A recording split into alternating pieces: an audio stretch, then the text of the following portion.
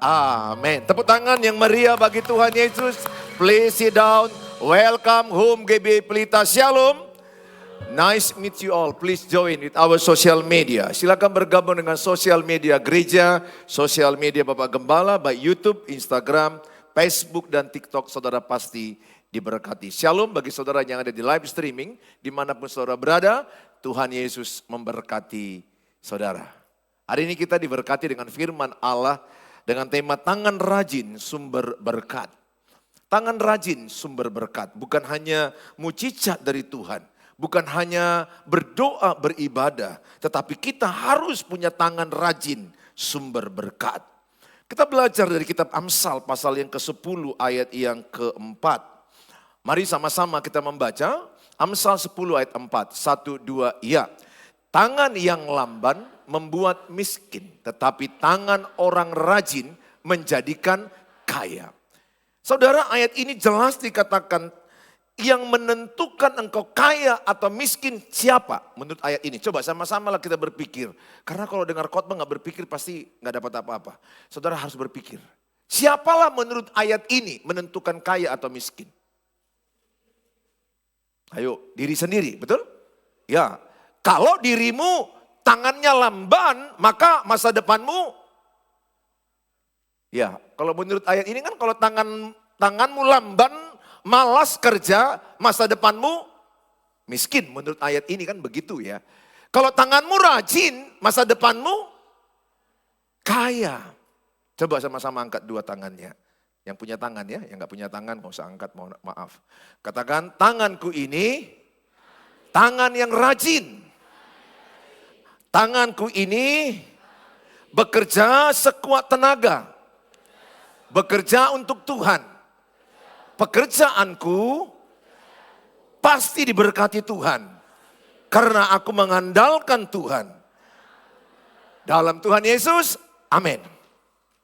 Bilang sebelahnya tos, rajin. Bilang sebelahnya, rajin ya saudara. Wow, bagaimana perasaanmu hai cewek-cewek kalau engkau jumpa cowok sudah bodoh malas pula. Sempurnalah neraka padamu. Dan pelit pula. Udah bodoh, malas, pelit. Saudara, banyak orang berpikir bahwa berkat itu hanya dari Tuhan. Hanya Tuhan yang menentukan kaya atau miskin. No, salah. Dalam kitab Yesaya pasal 30 ayat yang ke-23, saya kasih ayat pembuka. Yesaya 30 ayat yang ke-23. Sama kita baca, 1, 2 ya. Lalu Tuhan akan memberi hujan bagi benih yang baru kamu taburkan di ladangmu terus. Dan hasil dari tanah itu kamu akan makan roti yang lezat dan berlimpah-limpah pada waktu itu. Ternakmu akan makan rumput di padang, rumput yang luas. Jadi satu sisi kita lihat Tuhan menurunkan hujan. Petani menaburkan benih. Benih yang ditaburkan petani diberkati Tuhan dengan hujan. Maka dikatakan tanahnya akan subur. Maka ternaknya akan makan berlimpah-limpah. Berarti Tuhan yang memberkati orang yang tangannya kerja. Orang Indonesia kerja 8 jam. Korea 10 jam. Jepang 12 jam. Orang sukses kerja di atas 12 jam. Rata-rata orang kaya sedunia kerjanya itu ada 14 jam, 12 jam. Tanya sebelahnya, satu hari kok berapa jam kerja? Tanya sebelahnya. Ayo tanya sebelahnya, yang sebelahmu itu kira-kira pekerja enggak itu saudara? Orang rajin enggak sebelahmu itu? Satu kali makan 4 jam kerja. Katakan 1, 2 ya.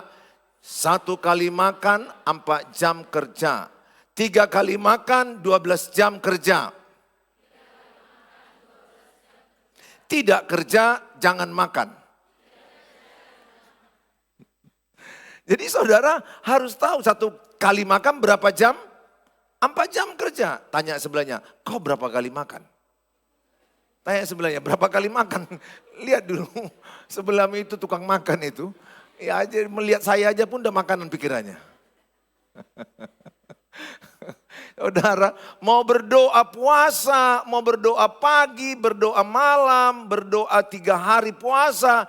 Kalau tanganmu malas, pasti miskin. Jangan salahkan kau lahir dari ayah ibu miskin. Karena engkau dan saya tidak bisa memilih siapa ayah dan ibu. Tapi salahkan dirimu kalau engkau mati miskin. Karena ulahmu. Karena kemalasanmu. Miskin itu apa? Beli makan pun gak bisa. Miskin itu apa? Sampai sekolah anak pun gak bisa.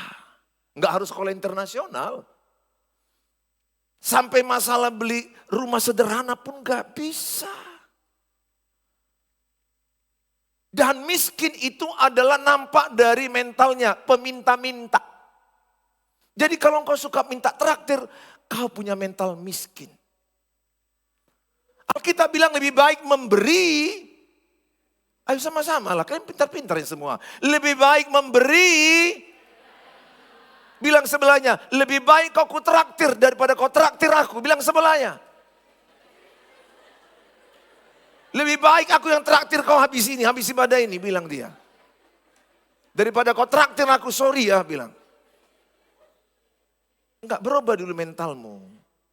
Karena mental beberapa di antaramu, mental minta-minta. Minta traktir, teman ulang tahun, balen dong. Jijai aku lihat kau begitu. Minta aja kerjamu. Lihat, orang yang malas paling takut jumpa yang malas juga. Kau udah malas, jumpa teman sekamar kos lebih malas. Dalam hatimu, Tuhan aku udah malas, lebih malas lagi nih.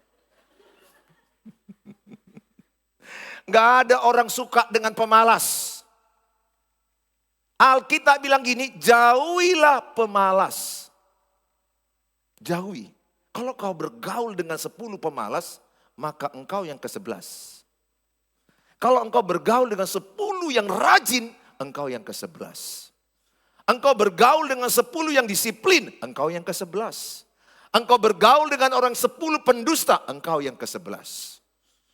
Hukum pergaulan itu 70% membentukmu dan membentuk saya. Kalau pergaulanmu belum berubah, walaupun kau kenal Tuhan, hidupmu gak berubah. Bukan sombong kita, oh ikut Tuhan harus benci dengan orang jahat, harus benci dengan penjina, harus benci dengan orang yang merampok, narkoba. No, kasihi semua orang, tapi jangan bergaul dengan semua orang. Ayat Alkitab katakan, kasihilah semua orang, tapi pilihlah pertemanan. Banyak kali loh ayatnya itu. Jangan bergaul dengan orang yang suka marah. Kalau engkau bergaul dengan orang yang suka marah, kaulah ke-11. Baru kau pulang ke kampung, orang tuamu bingung-bingung. Kenapa kau Wati? Kok darah tinggian kau terus? Wati, kok beda kau Wati? Kau berangkatkan kau dari Tarutung bagus-bagusnya Wati. Sopannya kau Wati. Tapi kenapa kau setelah 3 tahun di Medan kok ritik kau?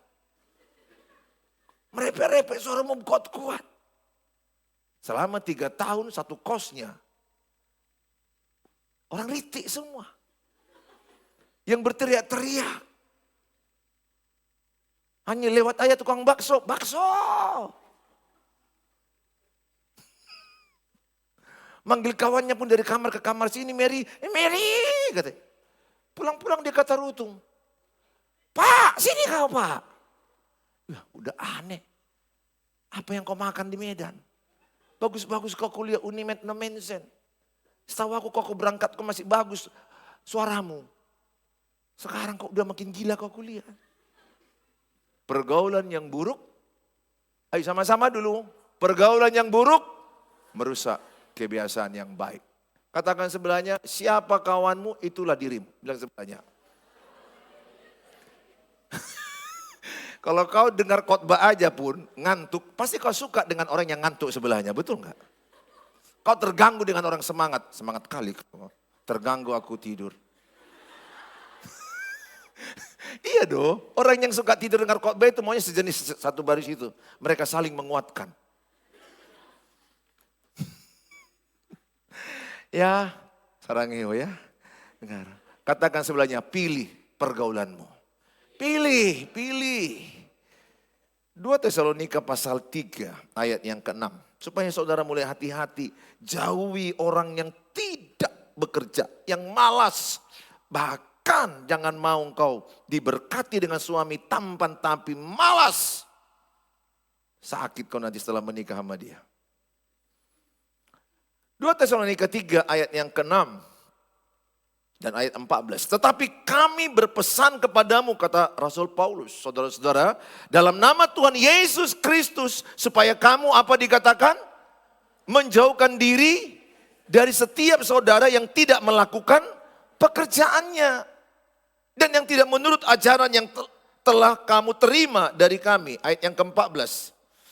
Jika ada orang yang tidak mau mendengarkan apa yang kami katakan dalam surat ini, tandailah dia, tandailah si pemalas, itu maksudnya. Tandailah si pemalas. Dan jangan bergaul dengan dia, supaya ia malu. Saudara, aku berdoa, jangan sampai orang menandaimu situ malas. Di kampung kami dulu di Siantar, perdagangan, itu kau bikin aspal, ada itu situ malas. Gerak itu lambat, maka namanya situ malas. Apapun geraknya lambat. Kita akan belajar berkat daripada orang yang tangannya rajin. Yang pertama, menghasilkan kehidupan yang diberkati. Orang yang tangannya rajin menghasilkan kehidupan yang diberkati. Hidupnya diberkati. Kita akan lihat di dalam kitab Amsal 12 ayat 24. Amsal 12 ayat 24 sama kita baca. 1-2 ya. Tangan Amsal 12 ayat 24. 1-2 ya. Tangan orang rajin memegang kekuasaan, tetapi kemalasan mengakibatkan kerja paksa. Kalau engkau malas belajar, maka kurang pengetahuanmu, maka engkau akan disuruh kerja paksa dan berangkat ke luar negeri hanya sebatas tenaga otot kerja paksa. Kutanya samamu, wanita Indonesia berangkat ke Pineng, ke Malaysia jadi apa? Rata-rata TKW jadi apa? Kerja pabrik. Dominan kerja pabrik. Sebagian kerja restoran. Karena saya baru pulang pelayanan dari Pineng. Hal itu baik, bagus. Bagus. Enggak salah, itu bagus. Kerja otot kan. Cuci piring kan. Di kebun kan. Kebersihan. Kasihan lagi kadang-kadang membersihkan kaca lantai 50. Ada yang jatuh. Ya oke, itu enggak ada salah. Tapi kalau engkau belajar sekarang sedini mungkin. Sehingga engkau pergi ke Timur Tengah, ke Qatar. Engkau menjadi ahli pertambangan, ahli perminyakan, ahli konstruksi. Expert di bidangnya. Ahli di bidangnya. Maka engkau sekarang ini harus linear satu bidang. Harus kuasai satu bidang. Jangan mau banyak hal, tapi kau enggak ahli satu bidang. Aku berdoa tenaga kerja Indonesia ke depan berimbang antara tenaga kasar otot dengan otak. Berimbang. Coba kalau orang luar negeri Amerika kemari, apakah mereka menjadi pekerja di kebun? Tidak. Tidak. Mereka pekerja rata-rata expert di bidangnya dan mereka menjadi kepala perminyakan, kepala di Freeport, kepala di mana-mana. Kepala kita sama kok dengan kepala dia. Apa yang membedakan kepala orang Eropa dengan kepala kita? Ya mungkin mereka lebih banyak mengisi dengan pengetahuan. Ada banyak juga orang Indonesia rajin menggosip. Rajin merendahkan orang lain. Rajin mencuri. Rajin bohong. Memang rajin dia. Tapi rajinnya yang negatif-negatif. Aku berdoa tanam kerajinan sedini mungkin. Saya upload hari ini. Kalau engkau usiamu 20 tahun, kalau masih minta-minta sama orang tua, itu pertanyaan besar dalam hidupmu. Di luar negeri kepala umur 17, 18 udah menghasilkan. Maka di Amerika, di Eropa umur 17 itu sudah keluar dari rumah. Dan mereka sudah bisa menghasilkan. Kalau umurmu 20 dan engkau masih minta sama orang tua. Aku mengertilah, mungkin karena sikit lagi mau skripsi. Oke lah, 21, 22, betul? 23. I understand lah itu. Tapi kalau engkau sampai 25 masih minta dan habis wisuda kau nganggur, kelewat hidupmu. Kelewat. Zaman sekarang tidak boleh nganggur. Saya berani katakan kalau ada yang menganggur, itu karena malas. Saya, menurut pendapat pribadi saya, kalau ada yang menganggur itu karena malas. Pak, tapi kan lamaranku sudah kubuat belum diterima. Oke, belum diterima kan? Kan bukan berarti engkau nganggur kan? Bisa dong kerja online jualan, gunakan TikTokmu. Daripada TikTokmu goyang-goyang gini-gini, lebih baguslah kau goyang sambil jualan. 1, 2, 3, ini berapa? Ini 5, 10 sekali aja. Ambil. Obral. Pak, aku gak punya bakat loh Pak untuk jualan online. Karena aku kayaknya ngomong gak pede loh Pak. Kan gak bisa paksa Pak. Oke. Kau kan bisa juga melamar kerja, mencuci piring di BPK Rika di depan ini. Terus yang punya BPK Rika bilang begini. Pak, Dek, sorry penuh. Gak ada lagi. Lihatlah, tukang cuci kami udah 10. Tapi karena di hatimu, aku gak mau di rumah nganggur. Terus kau bilang sama yang punya restoran, Amang Boru, bisa gak aku mencuci, gak usah kau bayar. Hanya makan aja pun jadilah. Masa? Serius kau? Betul. Dan dicobanya lah mulai besok kau kerja, Senin. Tidak dibayar, tapi hanya makan. Terus kemudian datanglah kamu, pagi-pagi yang lainnya 10 orang itu datang jam 8. Kau datang jam 7, duluan kau nyuci. Yang lainnya udah pulang jam 4, kau pulang jam 8 malam. Kau sapu, kau epel. Ku tanya, tibalah awal bulan, kira-kira tega gak dia gak mengasih gaji? Gak mungkin lah. Dan dia mulai berpikir, aduh Tuhan yang ini gak ku gaji aja mau. Apalagi ku gaji. Perusahaan akan rugi punya pegawai pemalas. Dan perusahaan akan selalu membuat urutan yang dipecat pertama siapa? Si pemalas. Gak ada alasanmu menganggur. Gak ada. Kecuali malas. Apapun zaman now. Kau bisa jadi asisten bantu-bantu orang.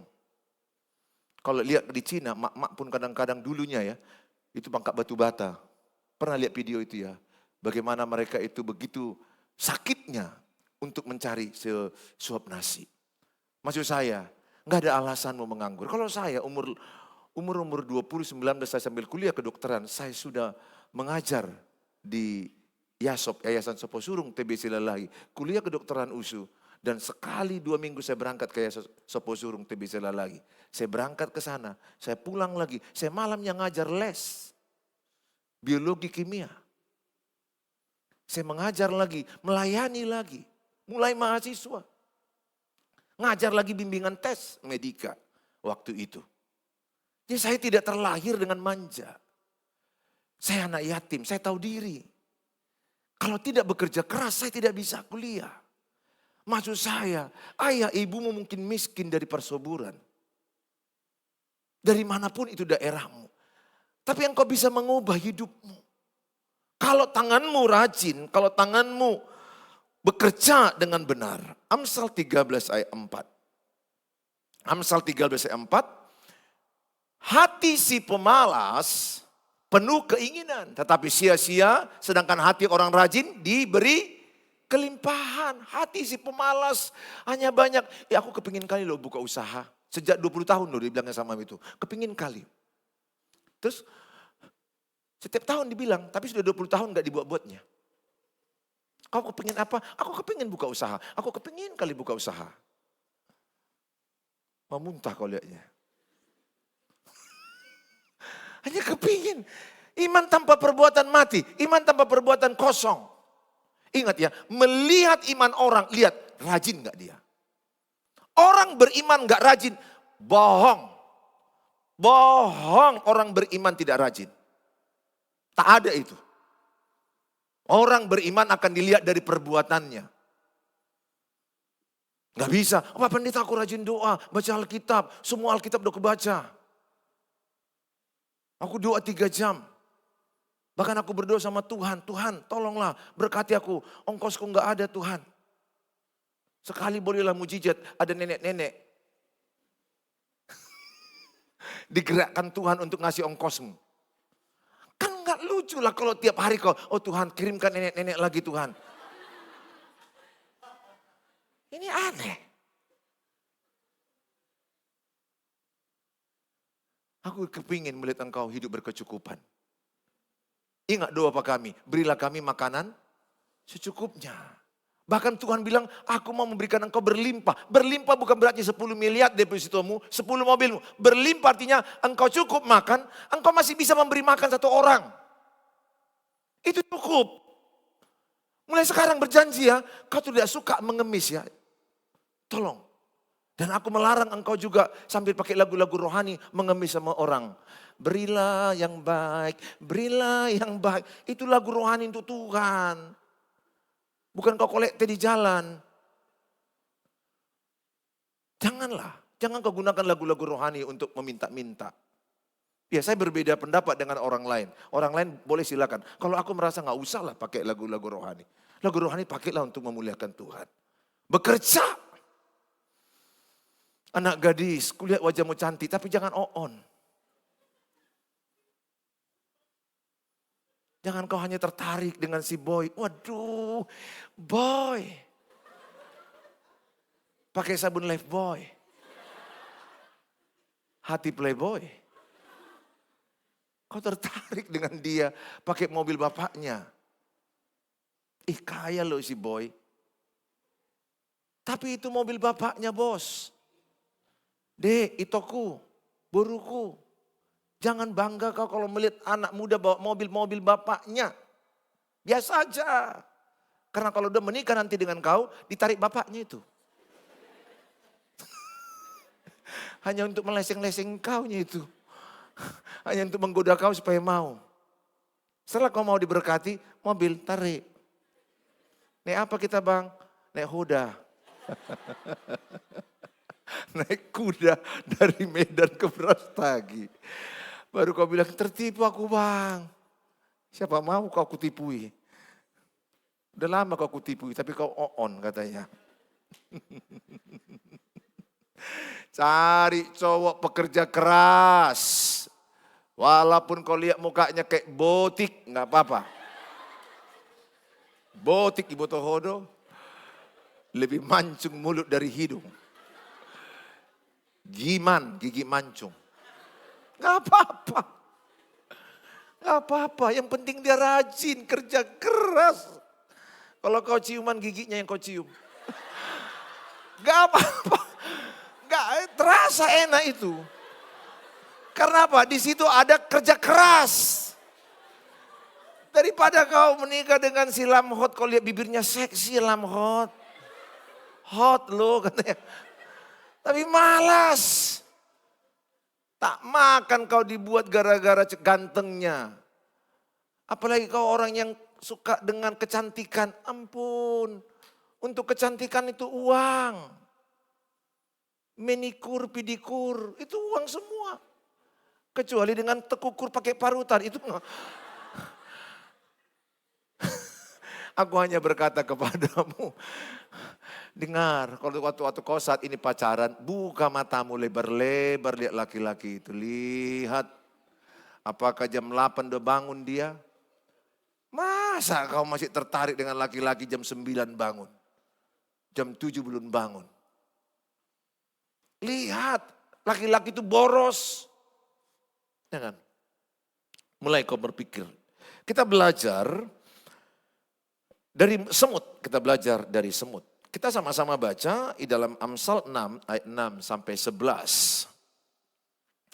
Amsal 6 ayat 6 sampai 11 sama-sama kita baca. 1, 2, ya. Hai pemalas, pergilah kepada semut.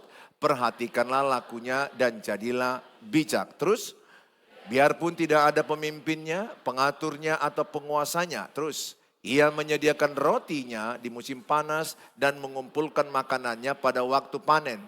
Hai pemalas, berapa lama lagi engkau berbaring? Bilakah engkau akan bangun dari tidurmu terus? Tidur sebentar lagi, mengantuk sebentar lagi, melipat tangan sebentar lagi untuk tinggal berbaring. Maka datanglah kemiskinan kepadamu seperti seorang penyerbu dan kekurangan seperti orang yang bersenjata. Saya tambahkan, menguap sebentar lagi, menguap sebentar lagi. Dengar khotbah baru 3 menit 3 kali menguap. Saudara, saya mau ajak sama saudara belajar kepada siapa? Semut. Harusnya kan kita terpukul Raja Salomo atau namanya Sulaiman dalam bahasa lainnya. Itu kan terpukul sekali lah kita disuruh kita belajar kepada siapa? Semut. Hewan loh, belajar ke semut. Bilang sebelahnya, belajar kau sama semut, bilang. Belajar. Apa yang kita pelajari dari semut? Yang pertama, semut itu kerja keras. Betul? Pasti pernah kalian mengamati semut. Kecualilah selama kau hidup di dunia ini. Matamu buta. Jadi engkau tidak bisa melihat semut. Kalau engkau punya mata, pasti kau pernah melihat semut. Semut itu kerja keras, betul? Yang kedua, semut itu kerja tim. Betul? Kerja tim kan? Mereka tolong menolong kan kalau ada beras atau ada gula, itu tolong menolong mereka, tolong menolong. Dibalik-balikkan, tolong menolong. Rame-rame. Tim. Bahasa Inggrisnya together, everything, achieve more. Bersama-sama kita lebih mudah mencapai. Kalau engkau mau berdampak luas, kerja tim. Mau kerja cepat, alone, sendirian. Ketiga, semut itu dia menabung, menyimpan. Di musim kemarau dia mengambil makanannya, disimpannya. Datang musim hujan, ada stoknya. Semut punya tabungan. Bilang sebelahnya, semut aja punya tabungan. Tanya, ini bilang sebelahnya, kau punya enggak tabungan? Menabung enggak kalian? Menabung ya, harusnya menabung. Yang keempat, semut itu suka berbagi. Semut itu enggak makan sendiri. Kalau dilihat ada teman yang susah, ditolongnya, ambil aja friend. Makan. Ah kan kau yang kerja, enggak apa-apa. Kakimu lagi sakit kulihat. Dia suka berbagi. Maka saya mengajak sama saudara, saudara harus punya tabungan. Kalau engkau kerja minimal 10% tabung setiap bulan. Gajimu 3 juta, 300.000 itu tabung. Kalau hatimu mulia mau mengembalikan persepuluhan untuk pekerjaan Tuhan, very good. Tapi kalau engkau termakan hoax, nanti kalau kau kasih perpuluhan, pendeta buncit. Nah itu kau makan hoax. Terserahmu, kami gak memaksa. Karena pekerjaan Tuhan itu bukan hanya dari uangmu. Tuhan akan melakukan pekerjaannya. Kenapa kita mengembalikan persepuluhan? Karena kita percaya bahwa hasil usaha itu karena Tuhan yang memberkati. Sehingga persepuluhan diberi bukan terpaksa, tapi karena mengasihi Tuhan. Persepuluhan diberi bukan supaya saya diberkati. Karena saya percaya saya diberkati. Karena Tuhan bekerja di dalam pekerjaan itu. Kukasih hata hamuleateon. Saya kasih ucapan terima kasihku Tuhan. Aku dapat 10 juta, ku kasih untuk pekerjaan Tuhan 1 juta. Masalah pendeta yang akan congok dan memakan uang itu tanggung jawabnya dengan Tuhan. Gak usah kalau kau kasih uang ke pendeta, jangan kau pikir-pikirkan, ih makin buncit lah pendeta ini. Gak usah kasih. Berarti gak ikhlas kau memberi itu. Gak urusanmu itu. Masa kau kasih uang nanti ke pendeta, Oh nanti beli mobil lah dia. Kok begitu negatif kali otakmu sama pendeta. Nggak usah kasih lah. Karena Tuhan juga tidak suka menerima pemberian yang tidak rela dan ikhlas. Pendeta boleh loh punya mobil. Boleh nggak pendeta punya mobil? Boleh lah. Boleh pendeta nggak punya sepatu bagus? Boleh juga, asal jangan kelewat harganya. Yang wajar. Nah saudara, belajar kepada semut. Saya mengajak setiap saudara supaya saudara menjadi orang yang bekerja keras. Bekerja rajin, bekerja cerdas. Saudara mulai cerdas melihat zaman AI, Artificial Intelligence. Di mana sekarang orang sudah mencari nafkah lewat AI. Ini zaman digital. Saudara nggak boleh lagi menggunakan handphone ini hanya untuk melihat gincumu. Melihat bedak. Bolehlah sekali-sekali. Tapi lebih daripada itu, carilah uang lewat HP-mu ini. Era sekarang orang punya HP, punya uang penghasilan. Paling tidak pengetahuan. Semua bidang pengetahuan sudah ada di sini. Jadi kita tidak boleh hanya kerja keras, tapi juga harus kerja cerdas. Kenapa Cina sekarang jadi negara maju adidaya? Itu dulu di bawah kita ekonominya. Tahun 60-an kita masih lebih baik. Korea Selatan itu 60-an masih di bawah kita. Sekarang spektakuler. Kita duluan merdeka. Kita duluan yang maju. Malaysia yang usah jauh-jauh. Dulu mereka itu belajar ke Indonesia. Dosen dan guru kita semua mengajar di Malaysia. Murid mereka belajar di Malaysia ke Indonesia. Sampai sekelas saya tahun 88, itu dari 120 murid, 20 orang Malaysia.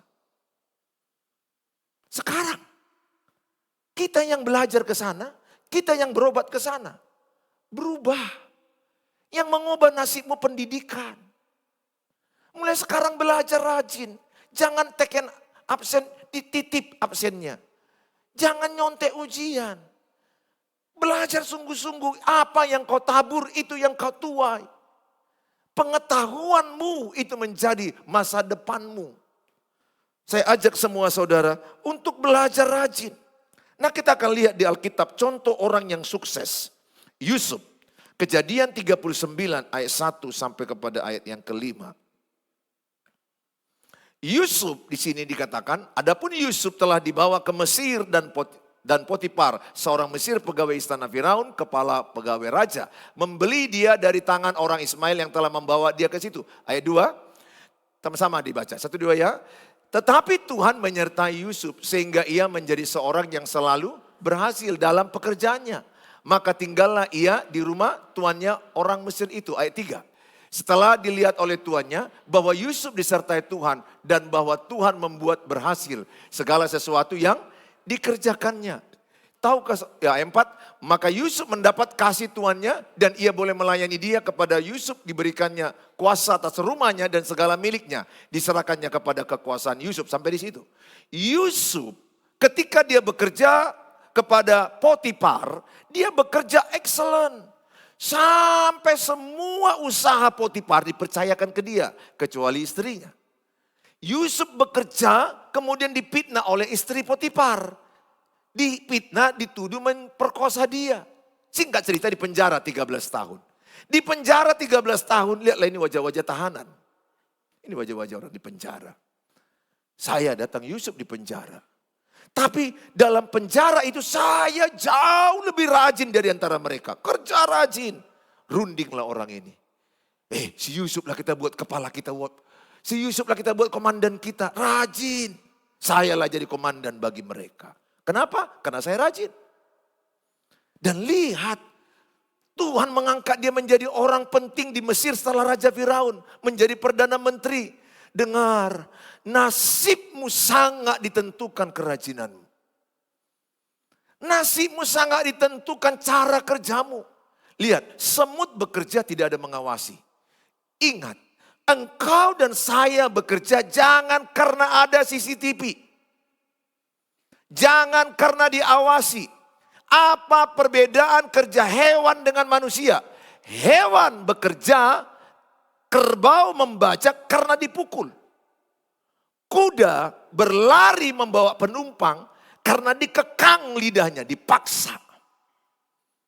Jadi hewan bekerja karena dipukul, dipaksa, diawasi. Manusia bekerja karena kesadaran. Jadi kalau saudara bekerja karena diawasi, saudara selevel dengan hewan. Bilang sebelahnya, pahamnya kau maksud pendeta itu. Ijonggor hoa bereng. Ngertinya kalian maksudku. Ngertinya kalian maksud firman ini. Tadi saya katakan hewan bekerja kalau dipaksa. Dipukul, diawasi. Itu hewan. Manusia bekerja karena kesadaran. Jangan karena atasanmu gak ada, engkau mengerumpi gosip. Jangan karena gak ada yang mengawasi, kau main game. Bekerjalah untuk Tuhan. Kolose 3:23, dengan segenap hatimu bekerjalah untuk Tuhan. Kolose 3:23. Apapun juga yang kamu perbuat, perbuatlah dengan segenap hatimu. Seperti untuk Tuhan dan bukan untuk manusia. Jadi bekerja itu ibadah. Mencangkul dengan khotbah sama-sama ibadah. Nilai rohaninya sama. Tidak lebih rohani saya khotbah dengan saya mengobati pasien. Sama. Ayat 24. Sebab dari Tuhanlah upahmu. Ayat 24. Kamu tahu bahwa dari Tuhanlah kamu akan menerima bagian. Yang ditentukan bagimu sebagai upah. Dengar Bapak Ibu yang saya kasihi. Saudara-saudara. Jangan bekerja karena diawasi. Karena engkau menurunkan levelmu menjadi setara dengan hewan. Kedua, jangan bekerja karena uang. Bekerjalah untuk Tuhan. Kalau saudara bekerja untuk Tuhan, maka Tuhan yang memberkatimu. Ada orang bilang saya, ayah munafik Pak Pendeta. Pak Pendeta juga khotbahkan untuk uang. Hidup ini kan uang Pak Pendeta. Semua urusan uang tunai. Betul, kita butuh uang. Tapi uang tidak segala-galanya. Uang tidak bisa memperpanjang umurmu. Uang tidak bisa membeli sorga yang disediakan Tuhan. Uang tidak bisa mengatur masa depanmu segala-galanya. No, taruhlah kepada Tuhan. Maka pesan saya, tanamkan di hatimu, saya kerja tidak perlu diawasi. Katakan 1, 2 ya, saya kerja tidak perlu diawasi. Karena saya bekerja untuk Tuhan. Amin. Ya, kalau itu yang kau lakukan aku percaya promosimu akan naik luar biasa. Nah kita lihat lagi contoh dalam kitab Alkitab 1 Raja-Raja 10 ayat 4 sampai 7. Bagaimana Ratu Seba kagum melihat pegawai-pegawai daripada Raja Salomo. 1 Raja-Raja 10 ayat 4. Ketika Ratu Negeri Seba melihat segala hikmat Salomo dan rumah yang telah didirikannya. Sama-sama ayat 5 sama-sama kita baca. Makanan di mejanya, cara duduk pegawai-pegawainya, cara pelayan-pelayannya melayani dan berpakaian, minumannya dan korban bakaran yang biasa dipersembahkannya di rumah Tuhan. Maka tercenganglah ratu itu. Intinya adalah Ratu Seba sudah mendengar dari kejauhan bahwa pegawai-pegawai Salomo sangat berhikmat bekerja, sangat excellent, sangat teratur, berpakaian bagus, bekerja dengan bagus. Maka datanglah dia mengunjungi kerajaan Salomo. Ternyata yang dilihat dia jauh lebih excellent dibandingkan yang didengar. Maka Ratu Seba berkata, aku mempersembahkan banyak untuk pembangunan bait Allah, bait Salomo. Biarlah orang mengenalmu orang rajin. Biarlah orang mengenalmu orang jujur. Biarlah orang akan membuat namamu terngiang-ngiang kemana-mana. Menjadi orang yang dikenal, orang yang ulet, orang yang tangguh. Bukan pemalas, bukan penggosip, bukan orang yang mengeluh. Aku berdoa setiap saudara, tanamkan hari ini sejarah bagimu untuk menentukan masa depanmu. Aku berdoa dimulai dari kamar mandimu, pastikan bersih. Jangan kamar mandimu kotor. Percaya kalian, orang yang rumahnya kotor, susah diberkati Tuhan. Apa hubungan kotor Pak dengan berkat Tuhan? Kotor karena malas, setuju? Setujunya kalian? Kotor kamarnya, kotor kamar mandinya karena apa? Malas. Itu enggak ada hubungan masalah kemewahan. Enggak. Itu masalah kerajinanmu menggosok. Merapikan. Maka kalau saudara rapi dan bersih, itu pertanda engkau orang yang beriman. Enggak peduli mungkin rumah kita enggak mewah seperti orang lain. Tapi ketika orang masuk ke rumahmu bersih, rapi. Pernahkah engkau masuk ke kamar mandi orang lain kuning-kuning? Aduh Tuhan, saya pernah ke restoran. Kuning kulihat. Istriku bilang, Pak, kita enggak jadi makan di sini Pak. Kenapa? Memuntahku Pak. Kenapa? Apa yang kau lihat di kamar mandi? Ada ikan mas Pak. Ikan mas bagus, aku bilang. Tapi ini ikan mas nggak bertulang Pak. Oh iya pula ya nggak bertulang. Di mana-mana kan ikan mas bertulang kan. Mengambang Pak. Oh udah ngerti aku. Yang punya restoran bilang, nggak jadi Pak Bu, ini makanannya. Maaf lah ya, kami buru-buru. Artinya apa? Kita nggak mau sama tempat yang kotor, betul? Aku berdoa anak gadis, beruku hasian sarangeo. Biarlah calon suami melihat engkau pembersih. Rapi. Akan beruntung mertuamu nanti mendapatkanmu. Jangan sampai mertuamu bilang sama anaknya nanti. Dia udah potoi. Dari mana yang kau dapat itu? Mati aku lihat yang istri kau itu. Jam 7 masih ngences. Jam 8 masih ada biluk di matanya. Oh Tuhan. Jangan ya. Aku berdoa engkau memiliki tangan yang rajin. Yang kedua, terakhir, menjadi saluran berkat bagi orang lain. Menjadi saluran berkat. Katakan saya menjadi saluran berkat bagi orang lain. Kutanya, bisanya kau mentraktir sore ini sebelahmu itu kalau nggak ada uangmu?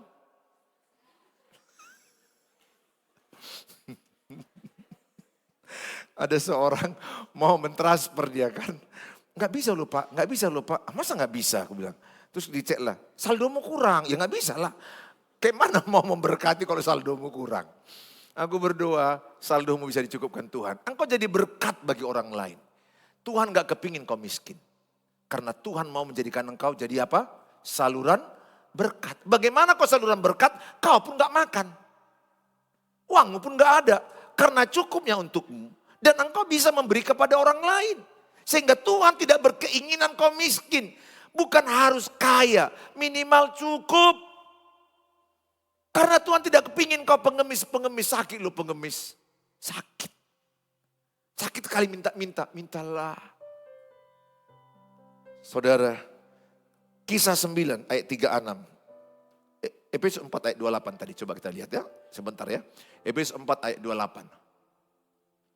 Efesus 4 ayat yang ke-28. Orang yang mencuri janganlah ia mencuri lagi. Tetapi baiklah ia bekerja apa? Bekerja keras dan melakukan pekerjaan yang baik dengan tangannya sendiri. Supaya ia dapat membagikan sesuatu kepada orang yang berkekurangan. Berarti orang yang bisa membagi kepada orang berkekurangan, orang yang bekerja keras. Enggak bisa hanya bekerja keras. Dan engkau anakku beruku hasian. Jangan mau kau setelah menikah tidak bekerja. Jangan. Mana tahu suamimu duluan dipanggil Tuhan. Kita enggak tahu kan. Kan ada suami yang pulang ke rumah bapak, anak masih kecil. Kayak mana anakmu? Ya, kalau dipanggil ke rumah bapak itu berarti kan baguslah. Kayak mana kalau suamimu dipanggil kuntilanak? Ada loh suami yang hilang. Percaya kalian ada suami yang hilang? Ada, dipanggil kuntilanak, beku ganjang. Beberapa keluargaku di YouTube, mereka nangis. Anakku 3 Pak, aku gak kerja Pak. Suamiku udah pergi Pak dengan perempuan lain Pak. Gimana aku buat Pak? Sedih itu. Sedih. 3 Pak, kecil-kecil Pak. Orang kalau udah dikuasai hawa nafsu, lupa anaknya, lupa istrinya. Orang kalau sudah dikuasai hawa nafsu, otak pun udah dilutut. Gak peduli anaknya sakit opname. Itu fakta yang saya layani sekarang. Maka engkau anak gadis, tanganmu itu harus punya kemampuan. Kalau ada suami bilang, enggak boleh kau kerja. Enggak boleh kasar tanganmu. Biar halus. Jangan kau nyuci pakaian, jangan. Baru bilang sama dia, jadi kalau mati kau bang kayak mana? Kayak mana? Saya mau katakan sama saudara, saudara harus kerja anak-anakku. Kerja. Supaya ada skillmu. Orang yang bekerja akan menjadi saluran berkat. Kisah 9 ayat 36 dan 39. Kisah 9 ada contoh yang namanya Tabita, Dorcas nama lainnya. Dia penjahit baju. Di Yope ada seorang murid perempuan bernama siapa? Tabita. Dalam bahasa Yunani namanya apa? Dorcas. Perempuan itu banyak sekali berbuat baik dan memberi sedekah kepada janda-janda. Memberi, menjahit baju dan memberi. Ayat 39. Sama-sama. Tetapi pada waktu ayat 39, kisah para rasul tadi bang, ayat 9. Kisah pasal 39, ayat 9, pasal 39, 1, 2 ya. Maka berkemaslah Petrus dan berangkatlah bersama-sama dengan mereka. Setelah sampai di sana ia dibawa ke ruang atas dan semua janda dan datang berdiri di dekatnya. Dan sambil menangis mereka menunjukkan kepadanya semua baju dan pakaian dibuat Dorcas waktu ia masih hidup. Singkat cerita, Dorcas dibangkitkan oleh Petrus dengan doa. Tapi Dorcas namanya lainnya Tabita menjahit baju dan menolong orang-orang yang susah dan terutama janda. Artinya apa? Kalau engkau mau dipakai Tuhan dengan berkat, jadilah berkat untuk orang lain. Tepuk tangan bagi Tuhan Yesus.